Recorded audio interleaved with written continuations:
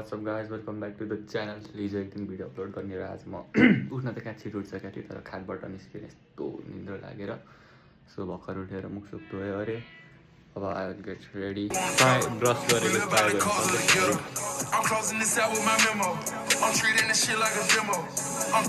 यस as usual सबैको जस्तै आज ढिलो हुँदै 30 मा क्लास छ र म 29 मा भर्खर घरबाट निस्केँ लेट्स गो त्यो साइडबाट गएको होला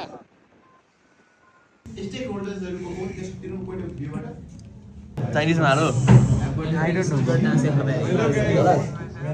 so yes guys welcome back to my channel. अहिले चाहिँ म कलेजमा छु होइन अनि हामीलाई चाहिँ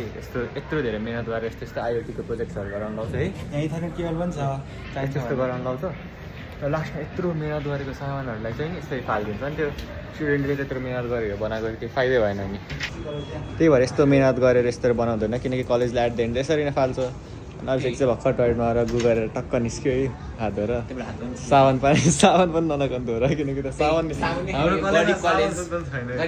त्यो कलेज चाहिँ कोही नआउनु होला होइन हामीले यत्रो मिहिनेत गरेर बनाउँछौँ क्या स्टुडेन्टले होइन तर लास्टमा मिहिनेत के गर्छ यस्तै सो नो फाइदा केही गरेर पछाडिबाट यस्तरी हेर्दा त्यो पढ्नु सड्नु छैन यस्तै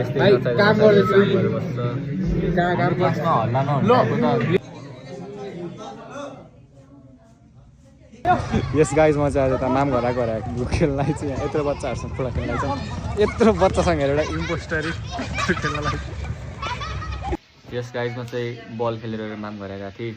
अनि यहाँ चाहिँ क्रिसा यस्तरी होमवर्क गर्दो रहेछ यस्तरी लुकिरहेको छ यो चाहिँ क्लास 11 को साइन्सको Krisha Koirala from VS Niketan bio yes